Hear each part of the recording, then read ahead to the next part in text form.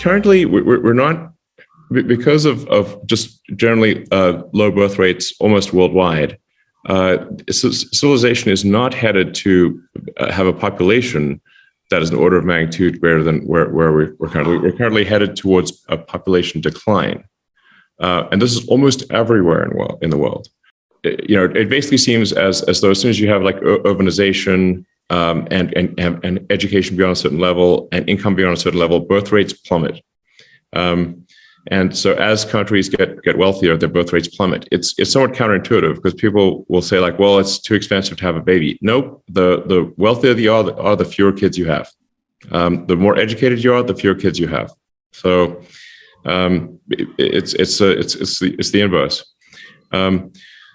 This, by the way, is, I think, the biggest single threat to civilization right now is the... Yeah, why do you think societally people just make those decisions when they become more affluent? Is it that they just become more selfish, or there's more things for them to do and they have more money to spend on themselves and they say, you know what, I don't want to have a large family. I want to, go to Coachella.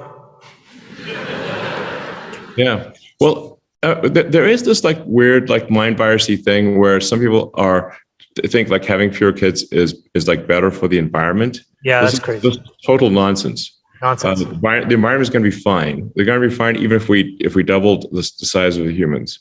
And I know a lot about environmental stuff. So, we can't have civilization just dwindle into nothing. And Japan's a leading indicator here. Like Japan's population declined by 600,000 people last year. They had the lowest birth rate in history. It's pretty bad. So this one element of it is a lot of people just think that having kids is somehow bad for the environment. I want to be clear, it's not. It's essential for maintaining civilization, that we at least maintain our numbers. We don't necessarily need to grow dramatically, but at least let's not gradually dwindle away until civilization ends with us all in adult diapers and in a whimper. Like, we don't want civilization to end in adult diapers with a whimper. That would suck. Kind of suck, yeah. Bleak and sad. No, there's literally, I've heard many times, how can I bring a child into this terrible world? I'm like, have you read history? Because let me tell you, it was way worse back then. So the data overall is showing us, for the world as a whole, back in 1960, an average couple had 5 children. That's the whole world. Now they have a little less than half that, 2.4 children. That doesn't sound too bad. It's still over replacement. But when you dive into specific countries like the US, like Asian countries, you see the situation is a lot worse. And surprisingly, Mark, everybody is declining. All countries are declining. In fact, the countries you think, well, they're not declining, like East African countries, they're actually declining at a sharper rate because they're starting at a higher point, right? So you have this overall decline in fertility. And normally the shape of the population in terms of age is a pyramid. So very few on top, a lot on the bottom, a lot in the middle, and the middle supports the top and the bottom, right? But what's happening now, and you can see that in the pyramid in Asian countries, is that the bottom is shrinking pretty dramatically. There's a bulge in the middle, and the top is growing hugely because people have longer lifespans. So longer lifespans is a great thing. I approve of that, of course. But in terms of support, they're not going to have the money for Social Security. That's already a threat in this country. They're not going to have the money for Medicare. They're not going to have the resources to support this older population in terms of, medical treatment. And you're not going to have the labor force necessary to drive the economy. It's that middle sector that drives the economy. And it's going to have huge economic implications. And many economists are looking at that now. It doesn't look good.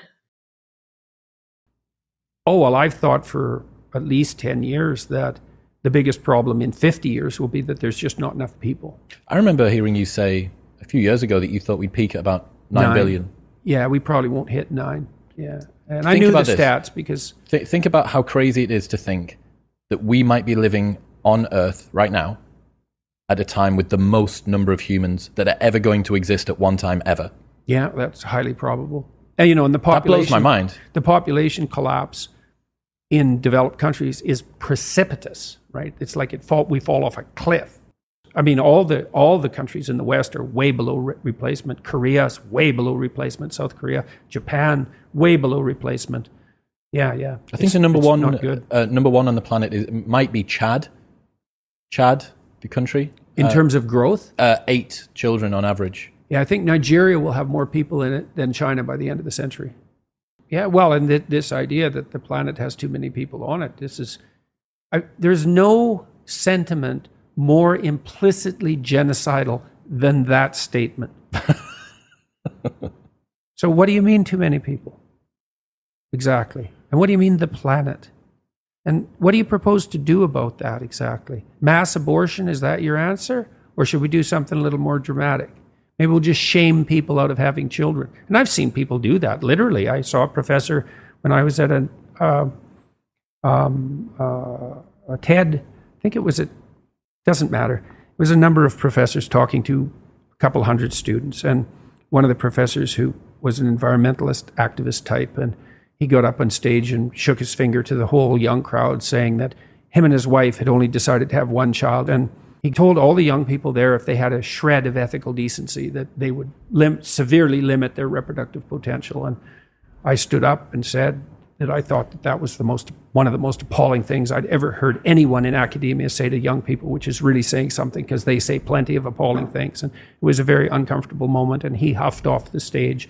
But, you know, in a frenzy, talking about how you couldn't talk about such things without being pilloried on ethical grounds. And yeah, that's for sure. You come out as a emissary of the academic establishment, you tell young people that humanity is so corrupt that they should seriously consider not propagating, because that violates the deepest of ethical norms, and you think that's a good thing and that that's your right. And it was just beyond comprehension. It's beyond comprehension, but it's associated with like a deeply rooted existential self-hatred. I mean hatred at the level of humanity is like a virus on the planet, that we're a cancerous growth. Alex Epstein calls this human racism. Right. And it's that. Yeah, well, we're a cancer on the planet, you know, unchecked growth, just like a cancer. It's like, that's us, a cancer. It's okay. We know where your heart is located. Because what's the implications for a doctrine like that? What do you do with a cancer? Cut it out. Yeah, that's for sure. Poison it or whatever. There's nothing you don't do to a cancer. So you're going to use a metaphor like that? There's too many people on the planet. You're going to use a metaphor like that? You know, and then you're going to also decide that you're virtuous while you're using it because you're on the side of the planet, whatever the hell that means. So yeah, it's unbelievable. And a huge part of it's rooted in this existential shame and horror at the condition of being human, and the fact that life is rife with suffering, and a lot of it's unjustified. And, you know, it's a Mephistophelian position. So Mephistopheles was laid out, portrayed in Goethe's Faust.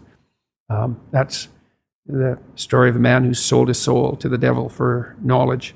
It's a story of intellectual pride, and Goethe stands in relationship to German literature in the same manner that Shakespeare stands in relationship to English literature. And Goethe's Mephistopheles says straight out twice in the play, once in the first, there's 2 books, and once in the first book and once in the second. Goethe has him restate it twice.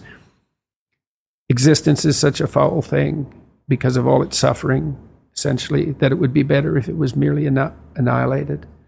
And that's the Mephistophelian stance. This whole show should just come to a halt. Look at how corrupt people are. Evil reigns everywhere. It's nothing but will to power. We're destroying the planet with our unchecked ambition, all of it rooted in greed and Machiavellianism and jockeying for position. And we're so contemptible that we should just roll up and die. And we should shame women into not having children. And we should shame men so they never manifest any planet-destroying ambition. And it's unbelievably appalling. It goes all the way down to the bottom of things. That's what's tearing our culture apart, this dispute about the nature of existence at the most fundamental level. My kids make me very hopeful for the future. You know what I mean? Like, a lot of people say, I wouldn't want, good people I know, I don't want to bring kids into this world. Like, my age, no kids. Don't do that shit. If you think you're a good person, please have a kid. Put all your good ideas in that kid so that the world will be better.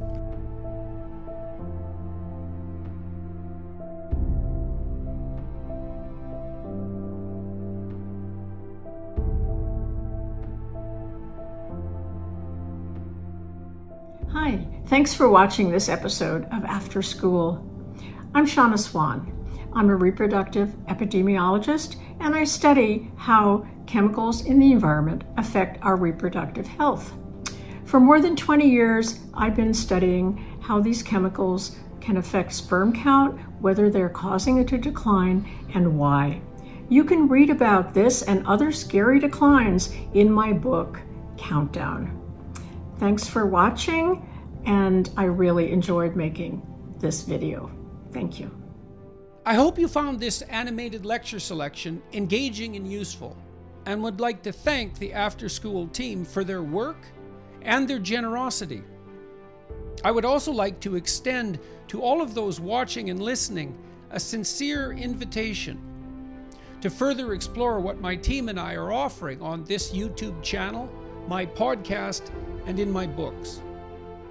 Your engagement is most welcome, and your attention and interest most genuinely appreciated.